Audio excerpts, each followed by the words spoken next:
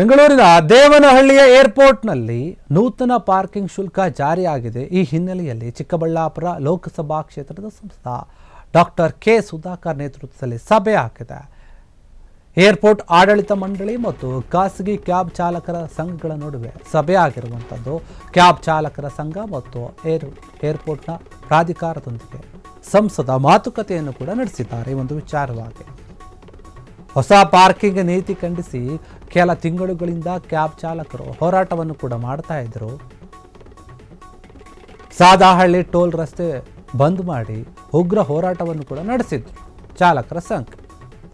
ಹೀಗಾಗಿ ಸಂಸದರಿಗೆ ತಮ್ಮ ಬೇಡಿಕೆಯನ್ನು ತೀರಿಸಲು ಬಂದಿರುವಂತಹ ಸಾವಿರಾರು ಕ್ಯಾಬ್ ಚಾಲಕರು ಹೇಳ್ತಾ ಇದ್ದಾರೆ, ನೋಡಿ ನಮ್ಗೆ ಅನುಕೂಲ ಮಾಡಿಕೊಡಿ ಅಂತ ಸಂಸದರ ನೇತೃತ್ವದಲ್ಲಿ ಸಂಸದರು ಹೇಳಿದ್ದಾರೆ ಸುಧಾಕರ್ ಅವರು.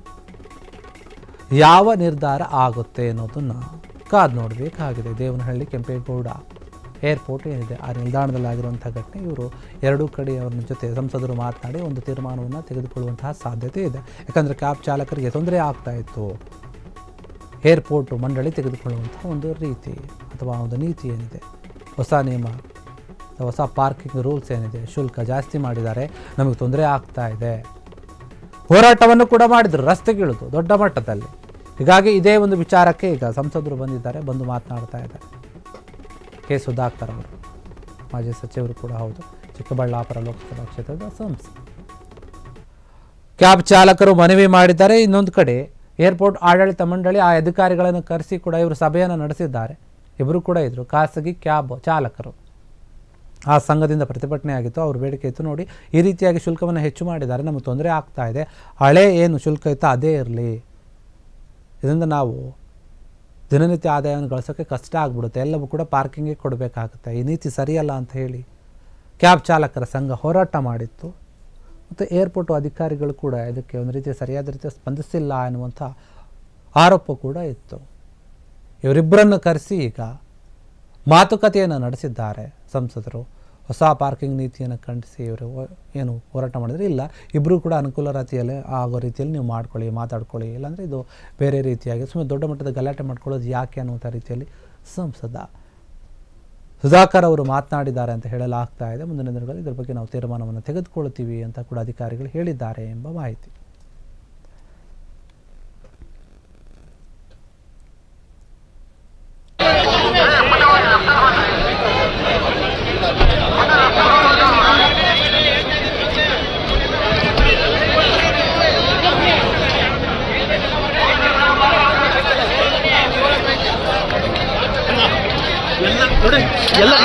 ಒಳಗಡೆ ಬರಬೇಡಿ, ಒಳಗಡೆ ಇರಿ ದಯವಿಟ್ಟು.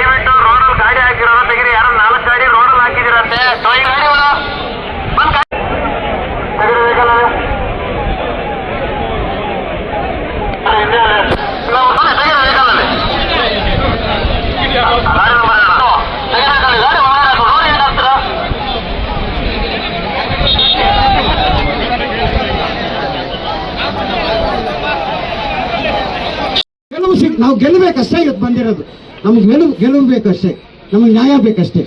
ಧನ್ಯವಾದಗಳು ಬಂಧುಗಳೇ.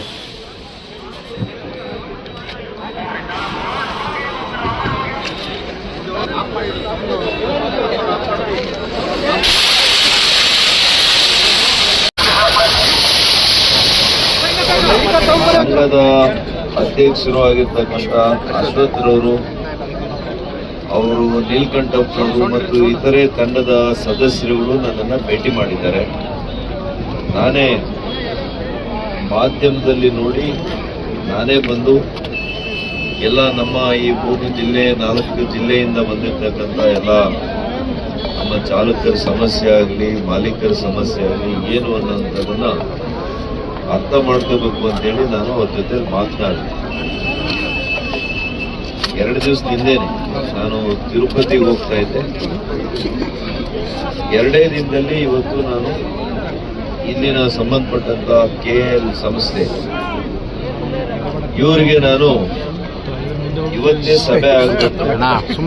ಅವ್ರು ಹೇಳಿದ್ರು ಟ್ರಾನ್ಸ್ಪೋರ್ಟ್ ಮಂತ್ರಿಗಳು ಬರ್ತಾರೆ, ಆಮೇಲೆ ಟ್ರಾನ್ಸ್ಪೋರ್ಟ್ ಮಂತ್ರಿಗಳು ಬರಲಿ, ನನ್ನ ಅಭ್ಯಂತರ ಇಲ್ಲ, ಅವ್ರ ಜೊತೆನೂ ಕೂಡ ಬರ್ಲಿಕ್ಕೆ ನಾನು ತಯಾರಾಗಿದ್ದೇನೆ. ಆದರೆ ಇವತ್ತು ಯಾಕೆ ಖಾಸಗಿ ವಾಹನಗಳನ್ನು ಕಳೆದ 10 ವರ್ಷಗಳಿಂದ ಎಲ್ಲಿ ನಿಮಗೆ ನಿಲುಗಡೆ ಸ್ಥಳ ಇತ್ತು ಅದನ್ನ 17 ವರ್ಷದಿಂದ ಅದನ್ನ ಯಾಕೆ ಇತರೆ ಕಡೆಯವರು ಅದನ್ನ ಸ್ಥಳಾಂತರಿಸಿದ್ದಾರೆ, ಅದರ ಬಗ್ಗೆ ನಾವು ಹೆಚ್ಚಿನ ಗಮನವನ್ನು ಕೊಡುವಂಥದ್ದಾಗಿದೆ. ಅಂತಿಮವಾಗಿ ನಿಮ್ಮೆಲ್ಲರ ಮೂಲ ಸಂಕಲ್ಪ ಏನಿರಬೇಕು, ಯಾರು ವಿಮಾನ ನಿಲ್ದಾಣಕ್ಕೆ ಬರುವಂತವರು ಹೋಗುವಂತವರು ಪ್ರಯಾಣಿಕರು ಅವರಿಗೆ ಸುಗಮವಾಗಿ ಸಂಚಾರ ಆಗಬೇಕು. ಇವತ್ತು ನಗರದಿಂದ ವಿಮಾನ ನಿಲ್ದಾಣಕ್ಕೆ ಬರುವಂತ ಸಂದರ್ಭದಲ್ಲಿ ಅವ್ರಿಗೆ ಇಲ್ಲಿ ನಿಲುಗಡೆ ಸುಗಮವಾಗಿರ್ಬೇಕು. ಇಲ್ಲಿ ಹೊರಗಡೆಯಿಂದ ಬಂದಿರತಕ್ಕಂಥವರು ನಗರಗಳಿಗೆ ಹೋಗೋದಕ್ಕೆ ಸುಗಮವಾಗಿ ಸುಲಭವಾಗಿ, ವಯಸ್ಸಾದವರು ಇರ್ತಾರೆ, ಗರ್ಭಿಣಿಯರು ಇರ್ತಾರೆ, ಮಕ್ಕಳಿರ್ತಾರೆ, ವಯಸ್ಸಾದವರ ಹಿರಿಯರು ಇರ್ತಾರೆ. ಇವರೆಲ್ಲರ ಒಂದು ಹಿತದೃಷ್ಟಿಯನ್ನ ಕೂಡ ನಾವು ಇಟ್ಕೊಂಡು ಯಾವ ರೀತಿ ಇವತ್ತು ಟ್ಯಾಕ್ಸಿಗಳು ಅವ್ರಿಗೆ ಸಿಗ್ಬೇಕು. ಇವತ್ತು ಪೊಲೀಸ್ ಇಲಾಖೆ, ಒಂದು ಡಾಕ್ಟರ್ಗಳು, ಒಂದು ಚಾಲಕರು ನಿರಂತರವಾಗಿ ನಮ್ಮ ಜೀವನ ಪಡ ಇಟ್ಟು ರೋಡಲ್ಲಿ ನಾವು ಪ್ರಯಾಣಿಕರಿಗೆ ಸೇವೆ ಕೊಡುವಂತದ್ದು ನಾವು ಇವತ್ತು ಮಾಡ್ಕೊಂಡ್ ಬಂದಿದ್ದೀವಿ. ಇನ್ನು ಮುಂದೆ ಕೂಡ ನಾವು ಮಾಡ್ತಾ ಇದ್ದೀವಿ. ಇವತ್ತು ನಾವೇನ್ ಹೇಳ್ತಾ ಇದ್ದೀವಿ, ನಮ್ಮ ಹೊಟ್ಟೆ ಮೇಲೆ ಹೊಡಿಬೇಡಿ, ನಮಗೆ ಏನ್ ನ್ಯಾಯ ಕೊಡಬೇಕು ನೀವು ಕೊಡಿ. ಶಾಂತಿ ರೀತಿಯಾಗಿ ಸ್ಮೂತ್ ಆಪರೇಷನ್ ಏರ್ಪೋರ್ಟ್ದು, ಯಾಕೆಂದ್ರೆ ಇವತ್ತು ಭಾರತ ದೇಶದಲ್ಲ 2ನೇ ಏರ್ಪೋರ್ಟ್ ಇದು. ಇದನ್ನು ಕಾಪಾಡೋದು ನಮ್ಮ ಚಾಲಕರ ಕೈನಲ್ಲಿದೆ.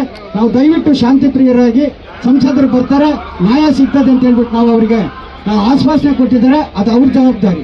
ನಮ್ಮ ಜವಾಬ್ದಾರಿ ಏನು, ನಮ್ಗೆ ನ್ಯಾಯ ಕೇಳೋದು. ಹೊಟ್ಟೆ ಹಸ್ತಿದೆ, ನಮ್ಗೆ ಊಟ ಕೊಡಿ, ನ್ಯಾಯ ಕೊಡಿ, ಅಷ್ಟೇ ನಾವು ಕೇಳೋದು. ಇನ್ನೇನು 10 ನಿಮಿಷದಲ್ಲಿ ಸಂಸದರು ಬರೋರಿದ್ದಾರೆ. ದಯವಿಟ್ಟು ಚಾಲಕ ಬಂಧುಗಳೇ, ಇವತ್ತು ನೀವು ಏನು ಶಾಂತಿ ರೀತಿಯಾಗಿ ನಾವೇನು ಕಾಪಾಡ್ತೀವೋ ಅದ್ರ ಮೇಲೆ ನಮ್ಮ ರಿಸಲ್ಟ್ ಇರುತ್ತೆ. ಅದ್ರ ಮೇಲೆ ನಮ್ಮ ರಿಸಲ್ಟ್ ಇರ್ತದೆ. ನಮಗೂ ಹೊಟ್ಟೆ ಎಲ್ಲರಿಗೂ ಹಸ್ತಿದೆ, ನನಗೂ ಗೊತ್ತಿದೆ. ನನಗೂ ನಿಮ್ಮ ಜೊತೆನಲ್ಲಿ ನಾನು ಇದ್ದೀನಿ, ಸದಾ ನಿಮ್ಮ ಜೊತೆಲಿ ಇದ್ದೀನಿ. ಹಂಗಾಗಿ ಇವತ್ತು ನಾವು ಶಾಂತಿ ರೀತಿಯಾಗಿ ಮಾಡೋಣ. ಬಿಸಿಲಾಗ್ಲಿ ಮಳೆ ಆಗ್ಲಿ ರೀ. ಕ್ಷಣ ಕ್ಷಣದ ಸುದ್ದಿಗಳಿಗಾಗಿ ಫ್ರೀಡಂ ಟಿವಿ ಸಬ್ಸ್ಕ್ರೈಬ್ ಮಾಡಿ, ಲೈಕ್ ಮಾಡಿ ಹಾಗೂ ಫಾಲೋ ಮಾಡಿ. ಹೊಸ ಸುದ್ದಿಗಳ ನೋಟಿಫಿಕೇಶನ್ಗಾಗಿ ಬೆಲ್ ಐಕಾನ್ ಮೇಲೆ ಕ್ಲಿಕ್ ಮಾಡಿ.